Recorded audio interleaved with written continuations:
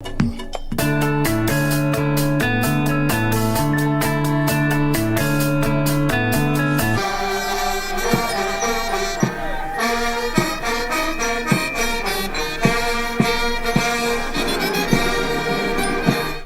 president has been a key supporter of women empowerment in the country. I was the first female ADC to a sitting general. His Excellency the President broke key barriers for me in appointing me.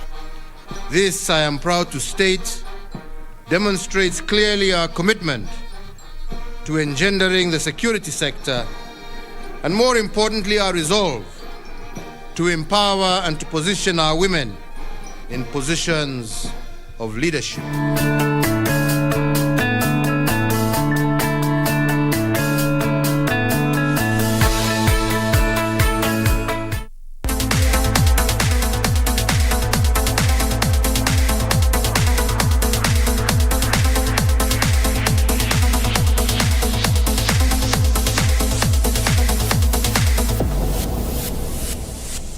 Kwa majina naitwa Noah Kibet.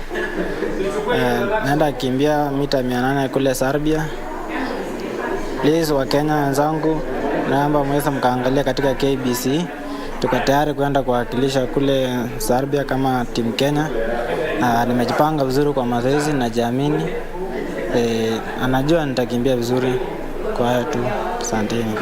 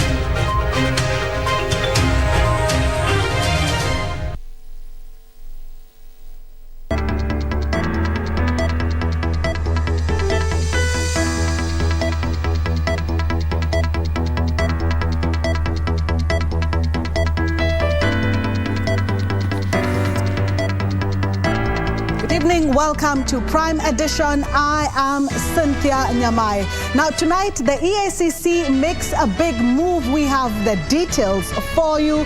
Jackson Kibor passes away. We also have that story for you.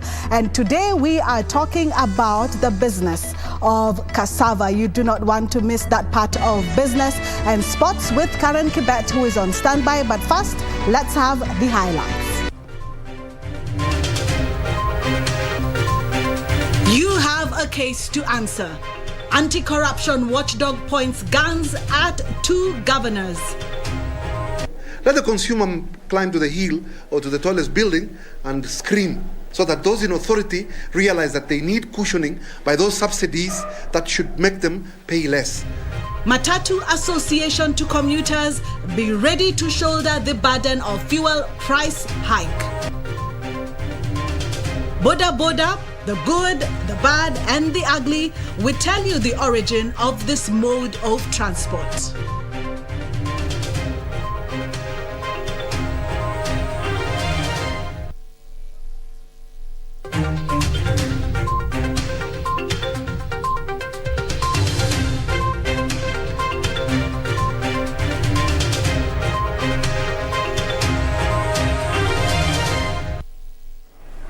Come closer. Remember, I would like to hear from you. On our social media.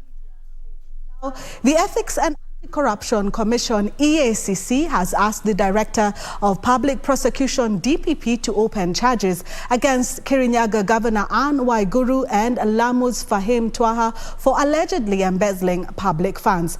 EACC Chief Executive Officer Twalib Mbarak said the commission has watertight cases against the governors and other state officers currently under the commission's radar in their fight against corruption. The commission dismissed claims by the Kenya Kwanza leaders that the anti-graft body is under state capture. Ben Chumba has the report. Kirinyaga Governor Anne Waiguru and Lamu Governor Fahim Twaha are among 3 governors set to face corruption charges as the Ethics and Anti-Corruption Commission EACC cracks the whip against state officers suspected of embezzling public funds. We have about 3 governors that we have recommended to be charged. They are from both sides of the political divide.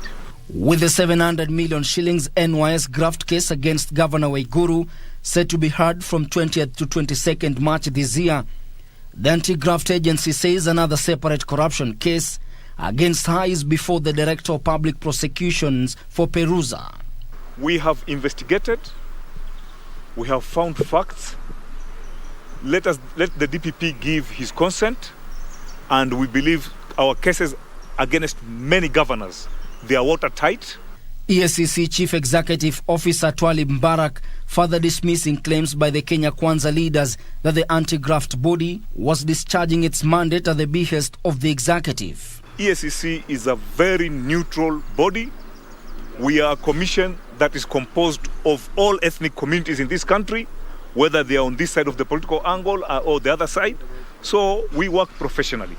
The forthcoming elections renders the Independent Electoral and Boundaries Commission IEBC prone to criticism for clearing individuals who have integrity questions as envisaged in Chapter 6 of the Constitution. Currently, there is a very worrying trend in the country.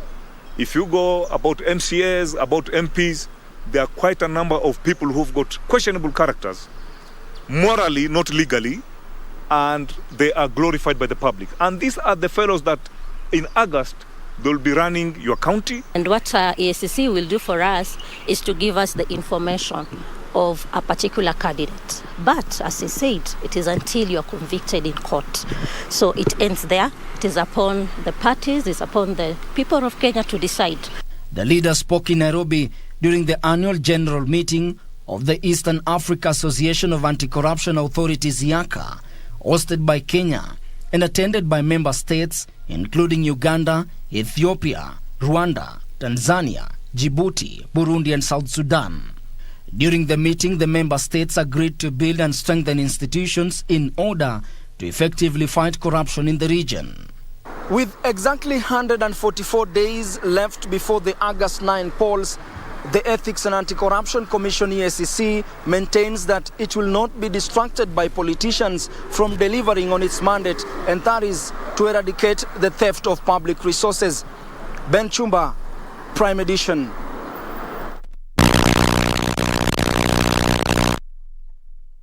For fare hikes owing to increased fuel prices. MOA Chairperson Simon Kimutai says for a long time PSV fares have remained unchanged despite the high cost of doing business. Matatu operators in Kisii County have called meanwhile on the government to review the fuel prices downwards to ease the mobility of people and goods.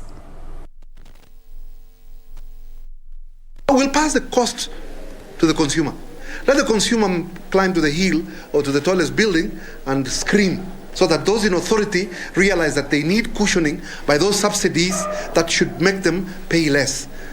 We facilitate economic activities. If today we called off our services, maybe none of you would go to work if you are using a matatu. Kila kitu kinakuja na matatu na gari. Kwa hivyo itakuwa affection itakuwa across the board.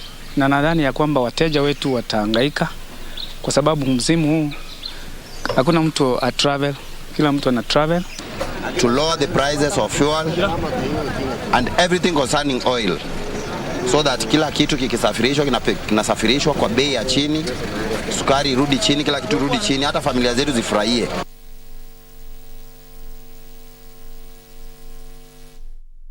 The Registrar of Political Parties, Anne Nderito, has urged aspirants seeking to vie for various elective seats to weigh their options before deciding whether to seek nomination for political parties or vie independently. Nderito, who spoke in Nairobi during a training for aspirants on election preparedness, said the Political Parties Amendment Bill, if passed by Parliament, will deal a blow to persons seeking election independently after losing in party primaries. She said her office will use the Integrated Political Parties Management System to align party registers once nominations are complete. 35 days to April 22nd, when political parties are scheduled to provide the final list of aspirants. The Registrar of Political Parties, Anne Nderito, is cautioning aspirants against making rushed decisions. True, there's a window of 10 days as the law and timelines remain right now. But you are told this morning that there's a bill that is there for Elections Act that is likely to cross that window. My advice to you, dear aspirants, if you want to be an independent candidate, decide now. And you come and clear you and give you a sable. According to Nderito, the move will also reduce the burden of post-nomination disputes that have characterized party nominations in the past. The Office of Registrar of Political Parties is when you participate in party nominations. And after that, unaharibia party jina. Nasema hao wamenifanya vibaya sana. That's why I'm going as a independent candidate. If you do not believe in party processes, the best thing is you go as a independent candidate and you decide that early, so that we make sure that our democracy is growing. This as aspirants sought clarification on reuse of party symbols used in previous elections. Unajipaga every election. Uchaguzi ikiisha unakuja unatafuta symbol ingine, because in between, because yours is for purposes of election, but for party is for posterity, because it identify as an institution with that symbol. So the law does not allow you to keep that symbol for life as an individual. Others raising divergent opinions on the proposals by the Independent Electoral and Boundaries Commission to lock out those who lose in nomination from contesting. You had maybe, let's say, even 6 months behind, or even from January to now. As a serious politician, by now you would have made up your mind which political party or which way do you want to go. We need to have a stand. If the nominations are fair, free and fair, it's good to have a stand. If you are in this party, you need to even work for the party also. And as you work for the party, you're also working for your people. So very, very possible somebody has had injustice being done to them. If you lock them out totally, you'll have, it's not him you're blocking out, you're locking out people who have decided to give their sovereign power to a certain individual. Now you lock him up totally. I would actually oppose that and let us retain the status the way it is in the Constitution right now. The one-day sensitization forum, organized by the Office of the Registrar of Political Parties, brought together over 500 aspirants. For Prime Edition, I'm Gladys Mungai. Love them or hate them, but they are here with us. This is a story of the Boda Boda. In a 4-part series, we'll look at this subsector. Just when did it start? How big is it? And what are the impacts in society today? The good, the bad, and the ugly. We give you the Boda Boda story.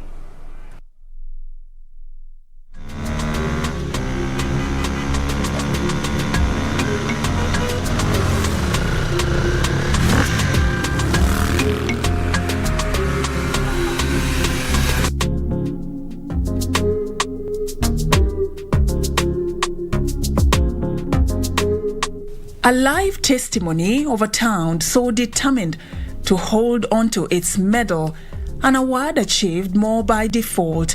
Busia Border Town, the undisputed birthplace of Boda Bodas, now a household name across Kenya.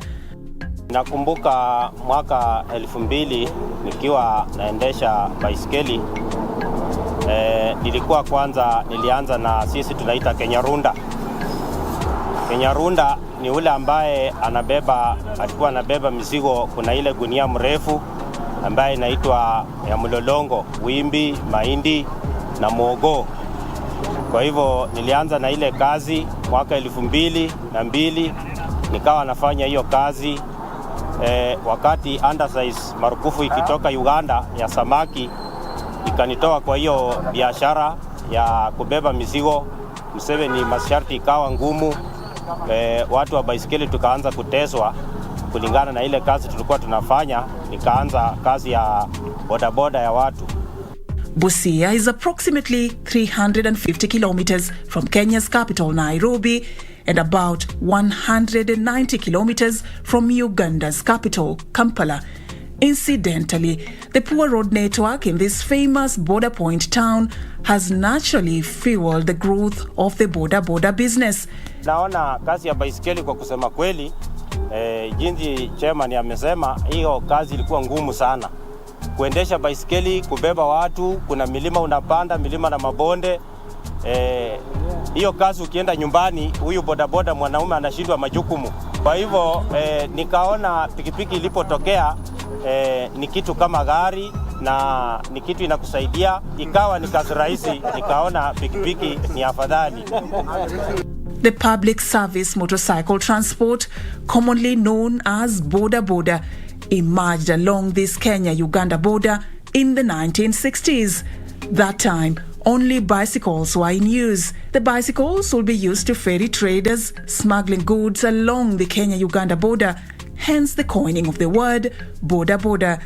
It is an adaptation of the English double word boda, which cyclists shouted when beckoning passengers. The border business ilianzia Busia border to border, where watu walikuwa nabeba wateja kutoka upande wa Uganda wakicross wakileta Kenya, wakitoa Kenya wakirudisha pale Uganda. So ilianza na baiskeli. Decades later, in 1990s, came an upgrade, the motorcycles. The motorbikes were not as many due to high costs of importation. The turnaround in the influx of motorcycles came in 2008 when President Mwai Kibaki's government zero-rated duty on motorcycles below 250cc. Bodas were initially meant to address youth unemployment. So how is the boda subsector like 14 years after the zero rating of duty? Has the subsector lived up to the government's expectations? Has it caused more harm than good? All that coming up after a short break.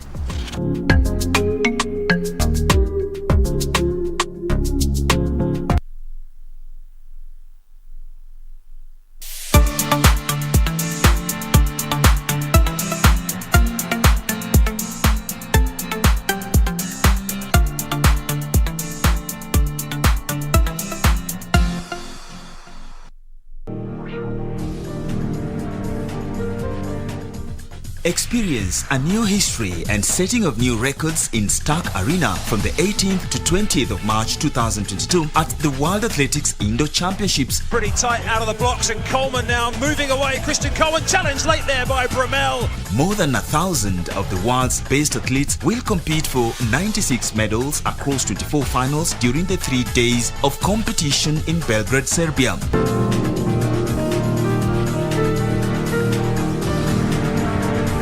Kenya has a formidable team of 10 athletes, amongst them Africa's fastest man, Ferdinand Omanyala. It is going to be a blast, live and exclusive on KBC Channel 1. KBC Channel 1, your true sports partner.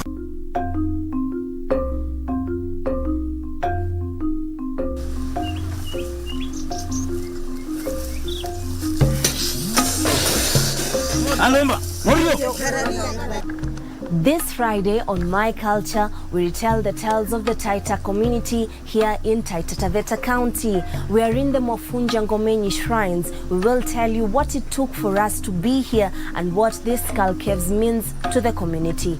I'm Juni Karisa Mbele.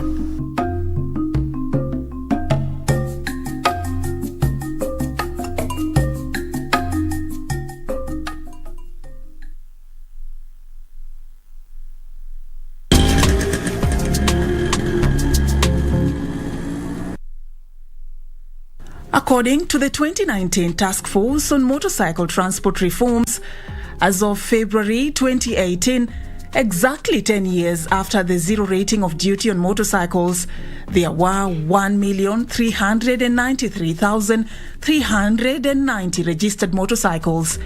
4 years later, the numbers have grown immensely. In 2013, when President Kenyatta took the oath of office, we probably had less than 300,000 border riders in the country. Today, there are about 2.4 million. That tells you about the growth of the sector.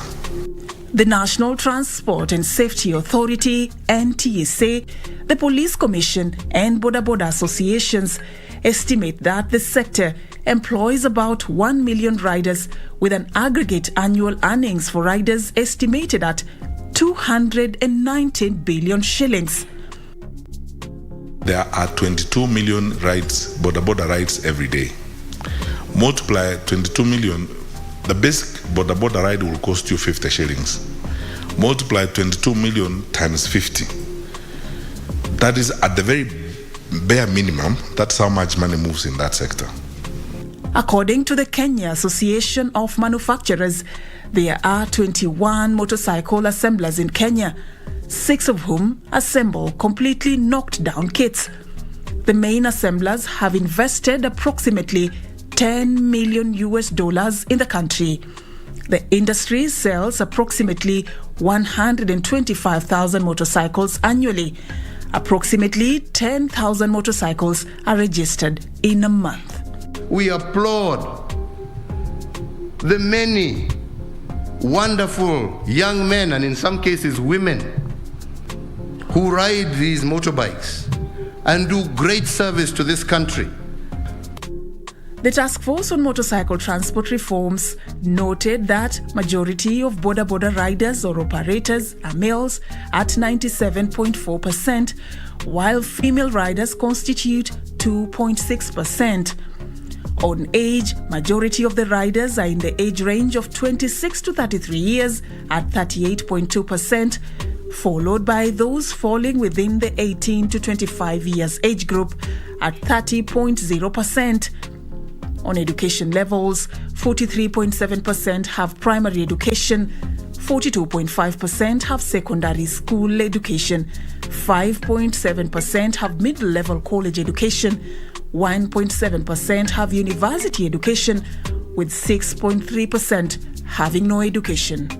It is still true that this sector holds a great promise for our country and for our youth, creating employment, making sure that our young people are able to grow and are able to move even from boda, unaingia matatu, you can even go higher. The boda subsector in Kenya largely operates without effective regulation and control. The seemingly ineffective governance of the sector has occasioned increasing cases of boda-related accidents, crimes, and impunity. The sector grew faster than the regulatory frameworks. So you have no established schools, you have no established certification system, you have no established way of processing these people. Security officers are stretched in efforts to keep order in the subsector. For instance, the ratio of traffic police officers and other law enforcement agencies, including NTSA and county government traffic marshals, disproportionately leans against law enforcement officers. In Nairobi, for example, there are approximately 700 traffic police officers who enforce law in respect to all forms of traffic, though there are approximately 300,000 borders. The ratio of police officers and borders is therefore 1 to 430. According to the task force, the informal and unregulated nature of borders connotes greater risks to public safety.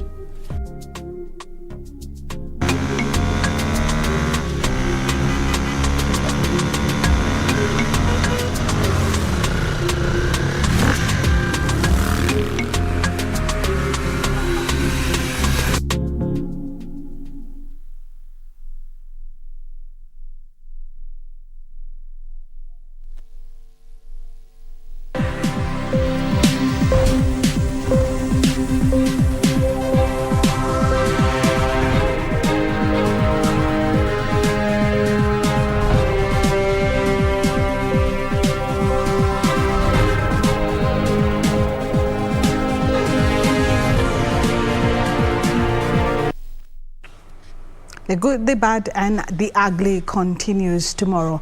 Now, the government has put on notice on errant practitioners in the built environment over professional malpractices. Public Works Principal Secretary Solomon Kitungu says the government is in the process of overhauling the building code to deal with construction risk management in the built environment. The draft National Building Code 2020 will replace the outdated 1968 Building Code, which is blamed for the sorry state of the construction industry in Kenya. According to the National Construction Authority, Kenya has recorded more than 50 building collapses since the year 2010. Last year, Kenya witnessed more than 20 buildings collapse in various parts of the country, killing more than 20 people and wounding hundreds. NCA says 66% of buildings that collapse are those already completed but lack proper maintenance. The government is now planning to deal with the issue of professional negligence through the overhaul of the building code. We have actually an MOU which is currently being reviewed by the Office of the Attorney General. Once that MOU is signed between the National Construction Authority and Borax and then Institute of Engineers, then it will help in coordinating the supervision of buildings on the ground. The draft National Building Code 2020, which is before the National Assembly, is aimed at preventing buildings from collapsing, saving lives and property. The new law requires developers to engage a registered contractor with the technical capability to deliver a project in all construction activities. This will help us to undertake the final stages required for parliamentary approval. The main objectives of the building code is to promote order, safety, and the health of persons in or about construction works. Public Works Principal Secretary Solomon Kitungu says errant professionals have tainted the name and the image of the various professionals in the built environment. When a building collapsed at Iruilu, that building, for example, had been suspended when it was at the ground floor, and it collapsed when it was at the 9th floor. And if you can have that kind of thing, now you wonder, us as professionals, where were we? Speakers at the event challenged local contractors to increase their uptake of sustainable building technologies in order to reduce cases of poorly built structures. We are going to industrial-based system that we are getting building materials from the factory straight to the site. Because you can imagine if we continue mining our stones, then we are going to end up with endless quarries, and that is interfering with the environment. Kenya has officially opened an embassy in Jakarta, Indonesia, as the two countries seek to deepen their bilateral ties. Foreign Affairs Cabinet Secretary Ambassador Rachel Omamo has said diplomatic relations between Nairobi and Jakarta have broadened over the years with cooperation in various fields and including trade and investment, agriculture, fisheries, defense and security, ICT, among others. Indonesia's news agency Antara and the Kenya Broadcasting Corporation has also signed an agreement on news exchange and technical cooperation. Kenya's main exports to Indonesia include tea, coffee, tobacco, vegetables, leather and metallic salts. In 2020, trade between Kenya and Indonesia stood at 60 billion shillings, with Kenya's exports being at 813 billion, while imports from Indonesia were 59 billion shillings. Lack of an embassy has been one of the challenges that Kenyan exporters have faced to articulate their issues. Indonesia opened its embassy here in Kenya in 1982.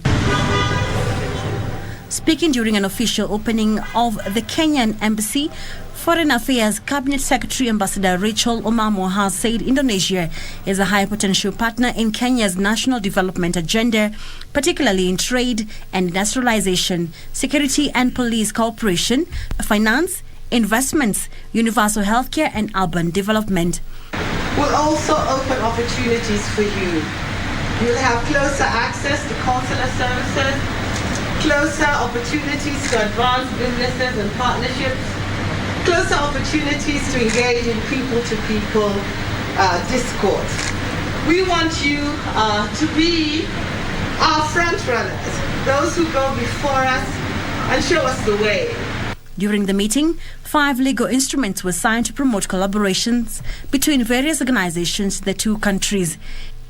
Indonesia foreign ministers say the two countries are expected to help reinvigorate their bilateral relations and reinforce the partnership between Nairobi and Jakarta by establishing the framework for sustainable cooperation based on reciprocity and mutual benefit for both parties.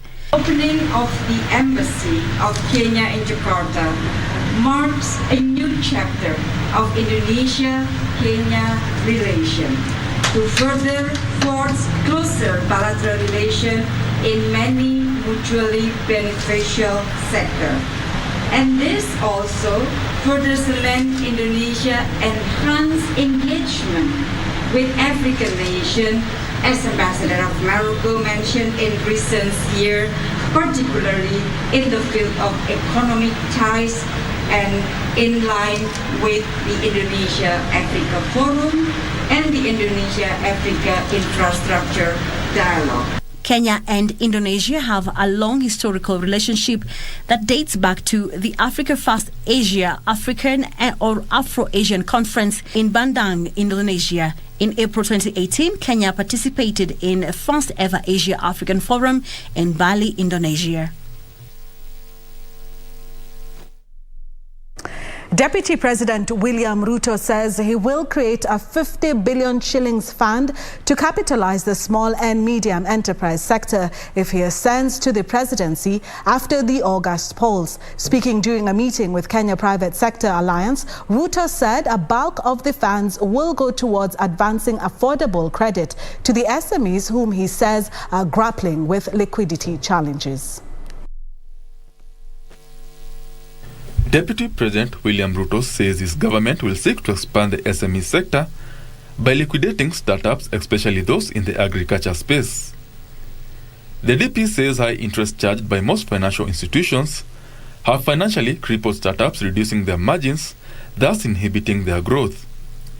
To liquidate the SME sector, the DP says will create a 50 billion shilling fund that will advance credit to SMEs at lower interest rates. Provide them good space for them to do their enterprise, build good markets, make sure that they have a decent space to operate from, make sure that there is law that protects their business. They are not running from Kanjo and the rest of the guys. Those people can move from $2-3 to $6-7 per day.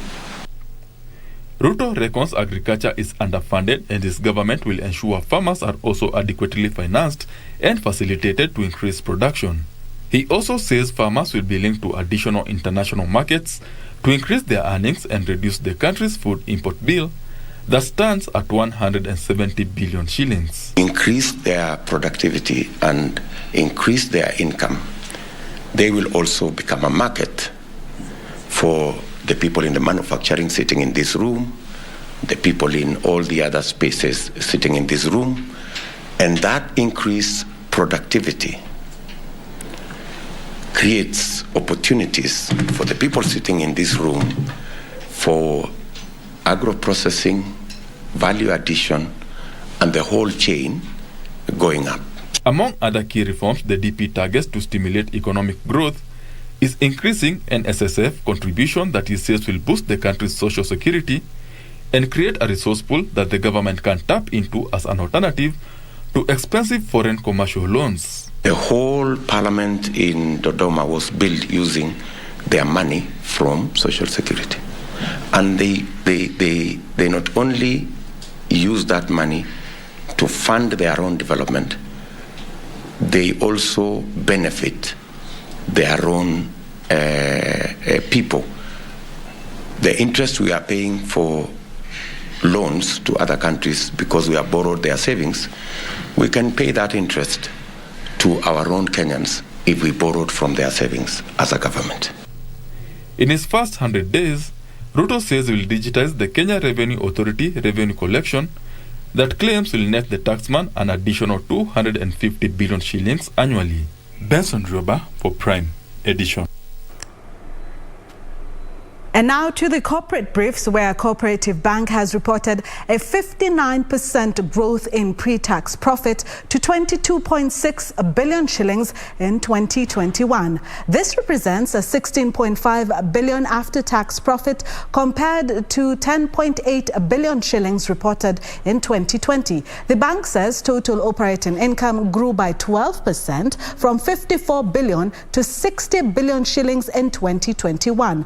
Total non-interest income grew by 11% from 17.5 billion to 19.4 billion shillings. More on this plus other stories in our corporate briefs next. The bank group registered a sustained growth in total assets, which grew to 580 billion Kenyan shillings, which is an 8% growth from 537 billion Kenyan shillings in the preceding year. Investments in government securities grew to 184.1 billion Kenyan shillings from 161.9 billion shillings in 2020. Customer deposits grew by 8% to 407.7 billion shillings from 378.6 billion shillings in 2020. The net loans and advances grew by 8% to 310.2 billion shillings from 286.6 billion shillings in the year 2020. The bank moved 94% of all customer transactions to alternative delivery channels, mobile banking, 561 ATMs, internet banking, and over 26,000 Coop kwa Jirani agency banking terminals. Elsewhere, National Bank of Kenya has posted 1.1 billion Kenyan shillings in profit after tax for the full year of 2021. This represents a 431% increase from 2020, driven by increased income from loan interests and foreign exchange trading, coupled with lower loan loss provisions. NBK Managing Director Paul Russo attributed the financial results to the bank's focus on its strategic initiatives, which are anchored on customer experience. Operating income increased by 15% to 10.2 billion. The low levels of credit provisions also resulted in an increase in profit before tax of 330%. During the year, net interest income grew by 18% from the previous year to 8.3 billion. Total assets grew by 16% to 146 billion, majorly from net loans and advances, which were up by 12 billion to 67 billion. The growth in assets was supported by a corresponding increase in customer deposits of 6.7 billion shillings to 105.8 billion and deposits from banks by 8.1 billion to 21.5 billion as of 31st December 2021. Finally, Kipkelion Coffee Cooperative Society has become the first society to export coffee to South Korea, fetching millions for its farmers. Last month, the society shipped more than 134 metric tons of coffee valued at more than 110 million shillings to Good Beans of South Korea. Farmers will be paid 116 shillings per kg of coffee sold to the society, which is almost double the 76 shillings per kilo usually paid to coffee farmers for commodities sold through the Nairobi Coffee Exchange or by the local coffee marketers. Kipkelion Society is made up of more than 95,000 farmers from Kericho, Nandi, and Bomet counties. Last year, Kipkelion Brokerage Company Limited received approval from the Capital Markets Authority to market their own coffee under the new coffee regulations. Hibak Saeed for Prime Edition. The beach product in Diani, Kale County is ideal for business meetings and leisure owing to a 20-kilometer powder white sand beach. Tonight on Magical Scenes, we highlight attractions in Diani.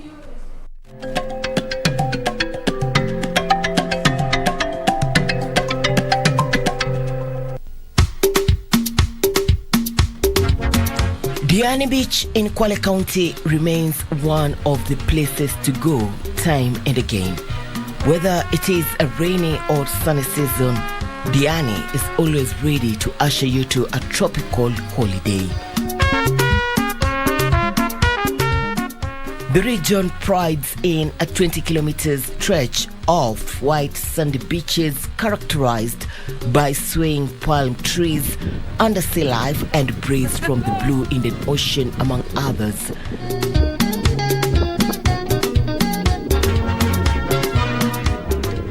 Communities down at the coastal part of Kenya are known to be among the few communities still holding tight to their traditions, from dress code, language, and even cookery skills. A reason why this region continues to earn numbers in tourism. The long and wide stretch of the beach is ideal for families and especially the younger travelers. For adventure seekers, Diani Beach is one of the best places in Africa for kite surfing, scuba diving, and sand bathing. Like there's always something new that you've seen, you've done. It's never a dull moment in the coastal region. It's like in Diani, they're so clean, they're beautiful, not so crowded. Like you feel it's like a home away from home. Beaches that have been voted to be the best in the world, best destination beaches in the world, beating the likes of the Caribbean. We have beat the likes of the Americas. We are the best in Kwale and in the South Coast. There are a lot of things you can do in the South Coast. We can go for scuba diving. We can go for the marine exploration to see the marine wildlife in the South Coast, especially in Masini. You can go swim with the dolphins. Business persons would opt for conferencing by the beach and appreciate the beauty of Mother Nature. The beach line has a number of resorts, hotels, and apartments, leaving one lost for choice on accommodation. We have flight packages even for the region, Uganda, Ethiopia. People are coming, and in these 7 weeks, we have tailored programs for children to keep them busy, the teens, the babies, the very small ones, adults, females, and we've got quite a number of activities, not just at the water park, but also on the beach, in our gardens. Irene Mchuma Udim, Magical Scenes in the county of Kwale.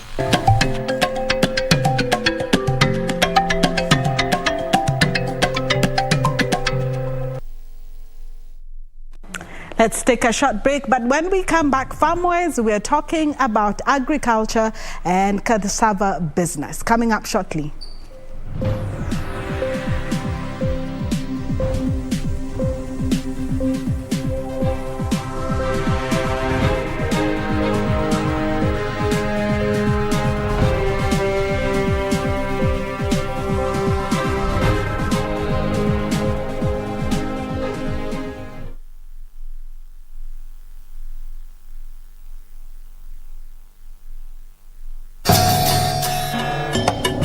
Attention family.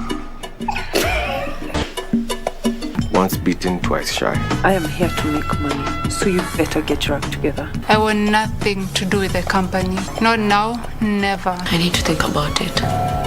Don't take long. You're forgetting a Manjuguna. Have you been living in a hole or something?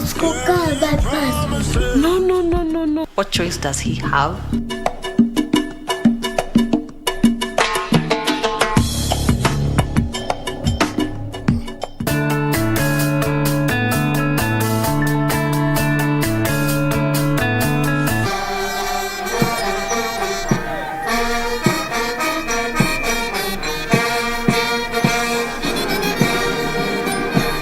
The president has been a key supporter of women empowerment in the country. I was the first female ADC to a sitting general. His Excellency the President broke key barriers for me in appointing me.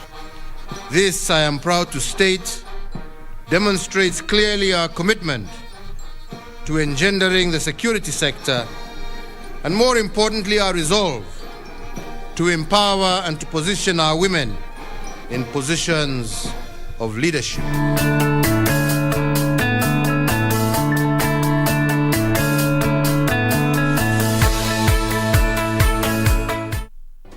Do you have a news story to share with KBC? Get in touch swiftly on email news@kbc.co.ke or call 0723-892-654 or 0734-780-124.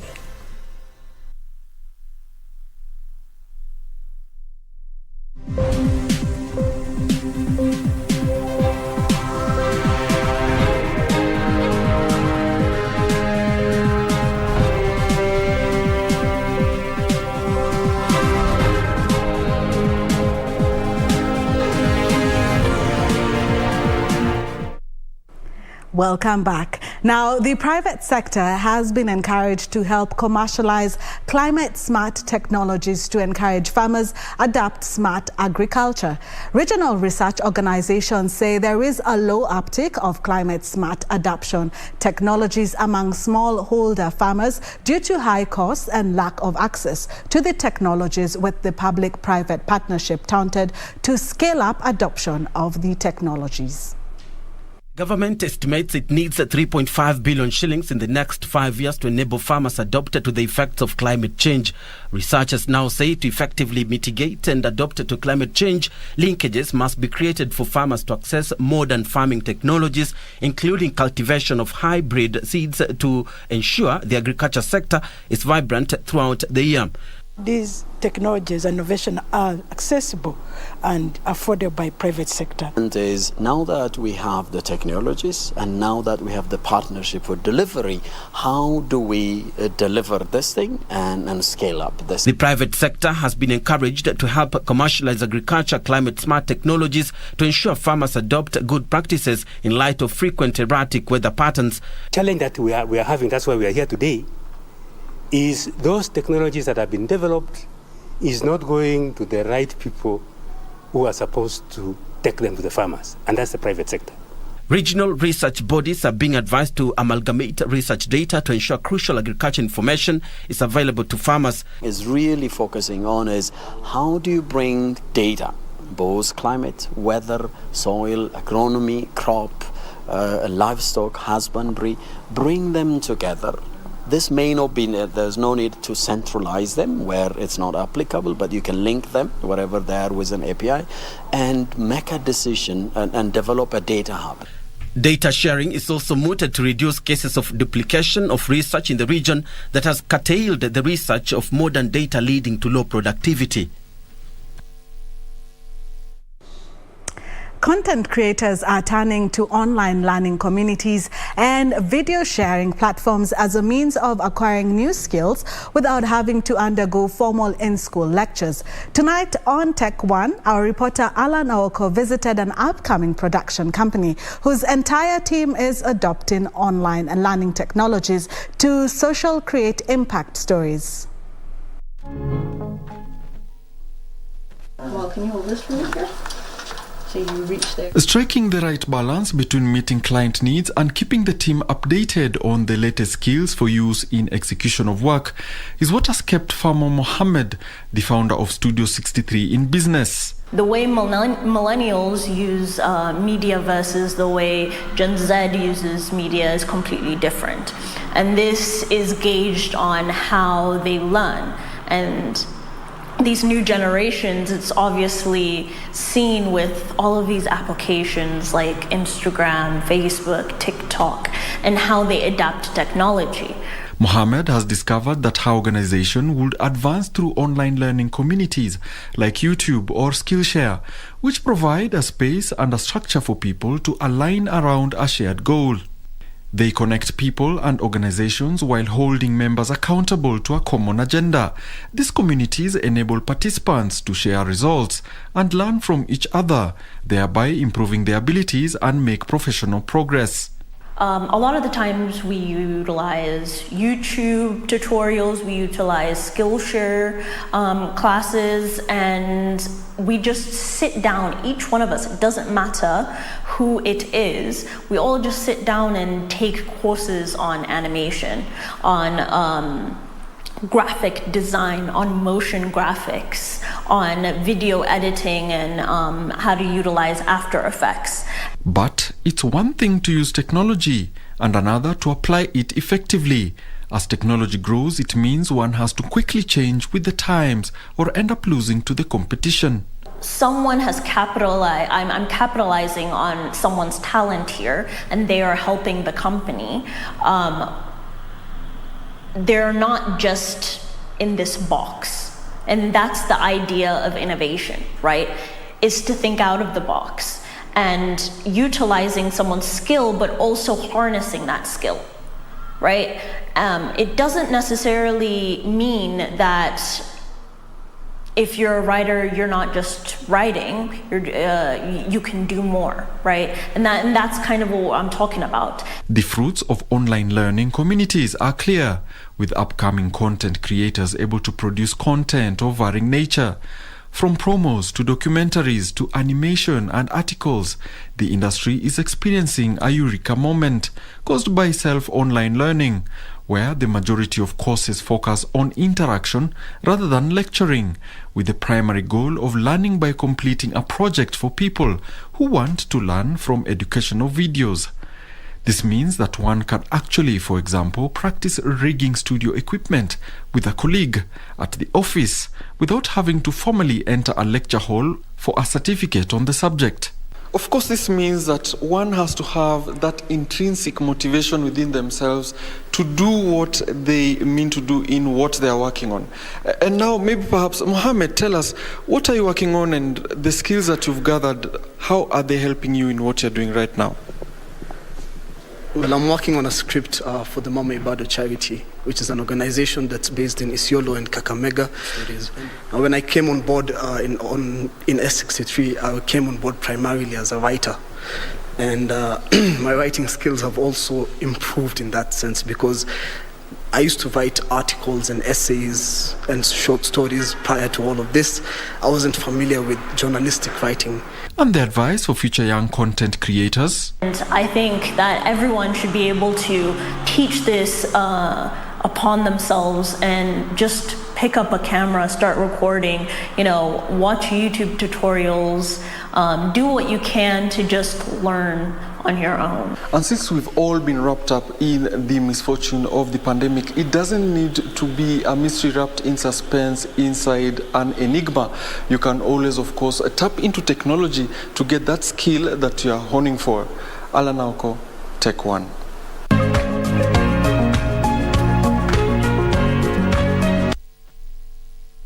Anaoka, always passionate on ICT stories. Now, moving on, Kenya and Tanzania are fostering bilateral ties, which have boosted the economy of the two nations. Bilateral trade meetings between Kenya and Tanzania aimed at eliminating the inconvenience faced by traders in the country, so 10 more trade barriers resolved in an effort to grow the trade between the two EAC member states. In this week's edition of EAC Integration, Teresa Mutai tells us how the government interactions are opening up business in the two countries.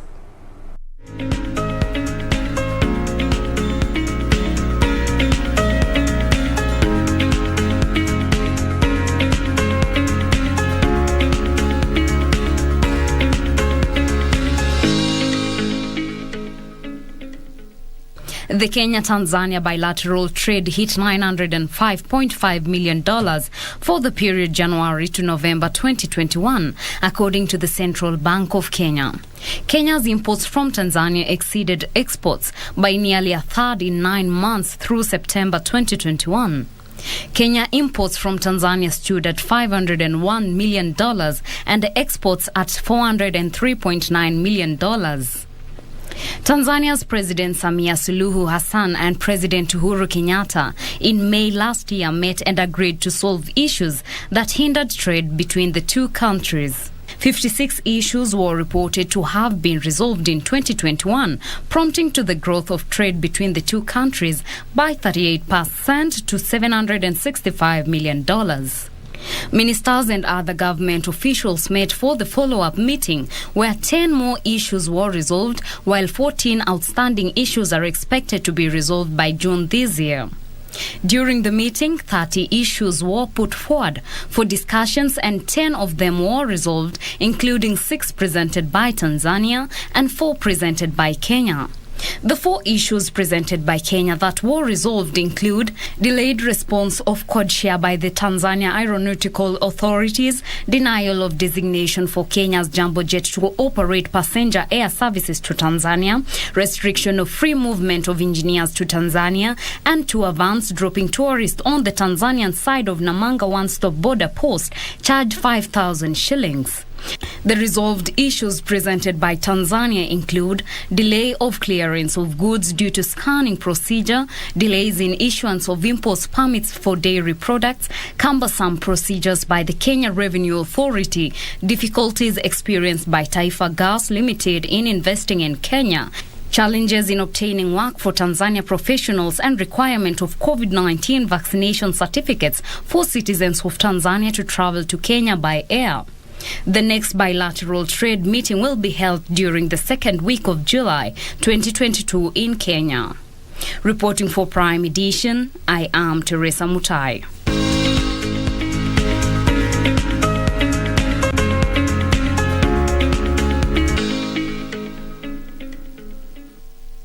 A group of farmers in Busia County have ventured into cassava value addition as a way of minimizing post-harvest losses and increasing their earnings. The farmers, who now make an assortment of products from cassava, including flour, crisps and animal feeds, are looking to expand their markets beyond Busia.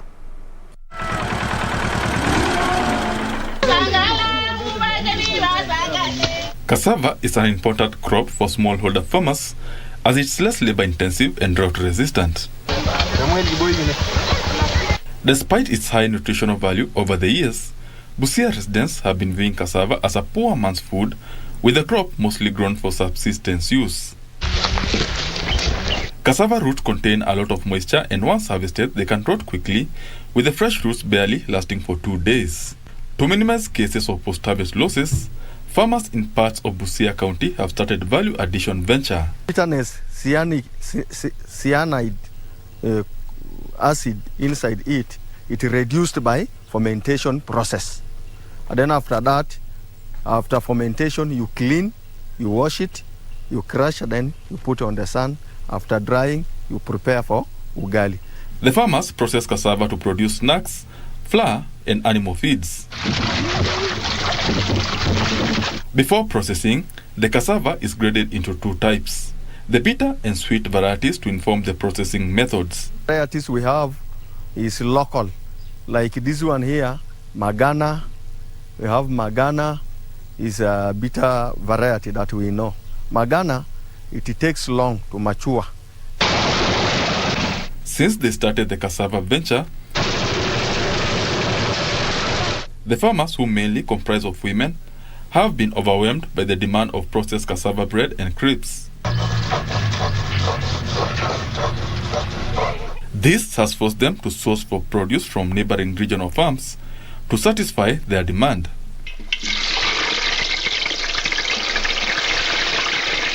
The farmers say their expertise in processing cassava has seen them gain loyal customers and are seeking to expand their businesses to other regions. The cassava processing, they say, has also reduced cases of aflatoxin contamination in the area. Benson Juba for Farmwares.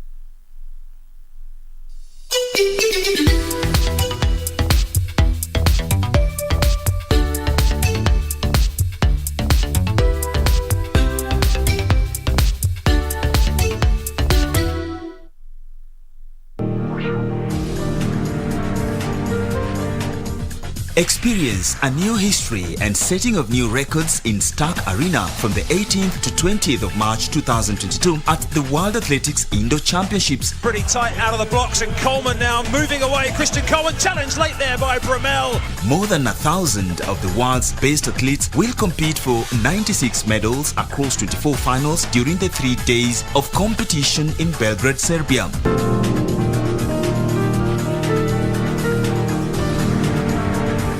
Kenya has a formidable team, 10 athletes, amongst them Africa's fastest man, Ferdinand Omanyala. It is going to be a blast, live and exclusive on KBC Channel 1. KBC Channel 1, your true sports partner.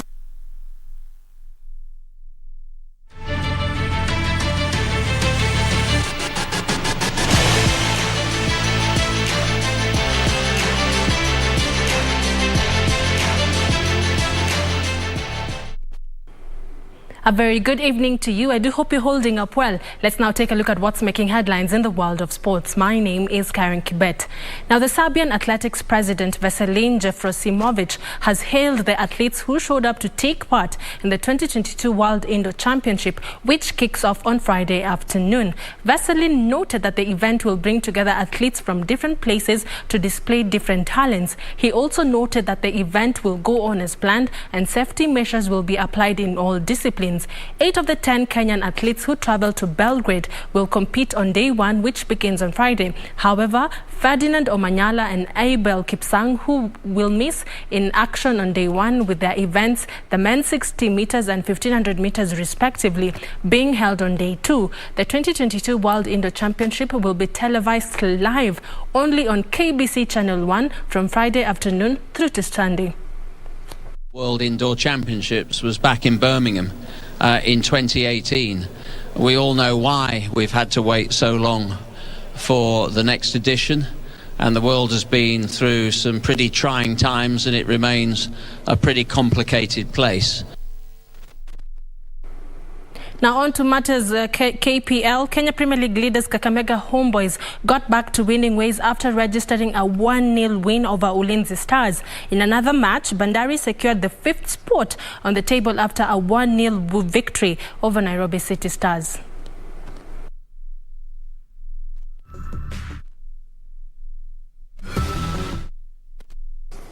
Spanish side Barcelona will be hoping to secure a win, which will see them advance to the Europa League quarterfinals when they travel to take on Galatasaray in their round of 16 second leg match tonight. Meanwhile, Chelsea advanced to the quarterfinals of the Champions League with a 2-1 victory over Lille last night. European champions Chelsea booked their place into the Champions League quarterfinals by beating